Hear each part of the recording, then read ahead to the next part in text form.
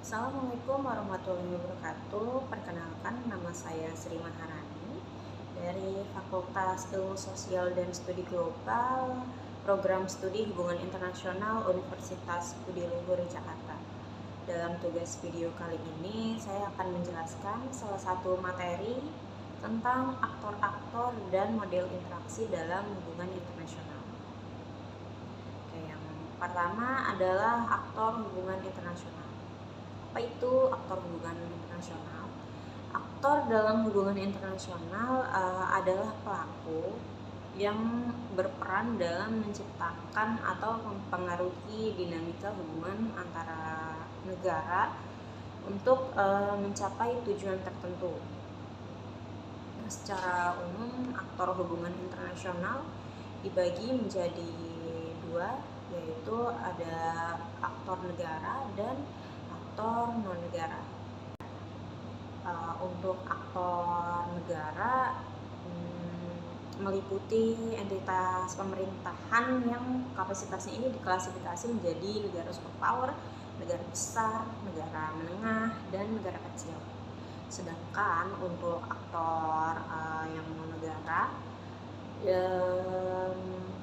mencakup pihak di luar negara. Contohnya ada yang pertama itu organisasi internasional pemerintah atau IGO, Intergovernmental Organization, yang mana IGO ini beranggotakan negara-negara yang memiliki tujuan yang sama. Contohnya ada PBB dan ASEAN. Lalu yang kedua ada organisasi non-pemerintah atau NGO, Non-Governmental Organization, atau bisa disebut juga LSM, Lembaga Swadaya Masyarakat, yang berperan secara independen dari pemerintah. Jadi contoh dari NGO ini ada Greenpeace, Amnesty International, lalu ada juga Palang Merah. Lalu untuk yang ketiga ada perusahaan multinasional, yang mana perusahaan menjalankan bisnis lintas negara. Contohnya ada Coca-Cola, lalu ada Freeport, lalu ada Philips, Allianz, dan lain sebagainya. Lalu untuk yang keempat ada kejahatan internasional yang terorganisasi, di mana para penjahat internasional ini menjadi tantangan lintas negara, seperti teroris, kartel narkoba, lalu perdagangan manusia, dan masih banyak lagi. Lalu yang kelima ada individu berpengaruh, di mana individu ini memiliki dampak yang besar terhadap hubungan internasional. Contohnya ada Soekarno, Mahatma Gandhi, lalu Nelson Mandela.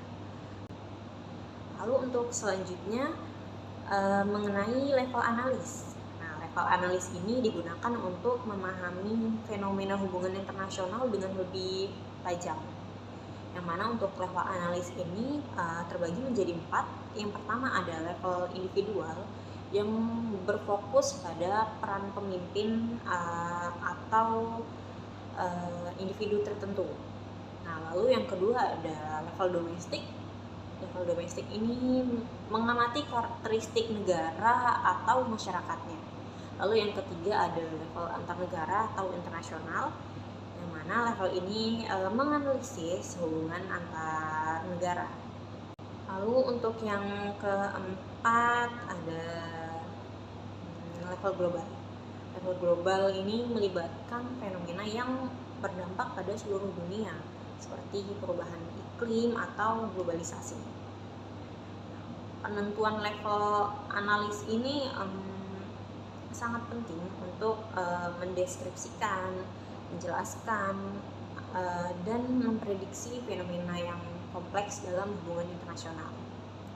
Untuk selanjutnya yaitu mengenai model interaksi.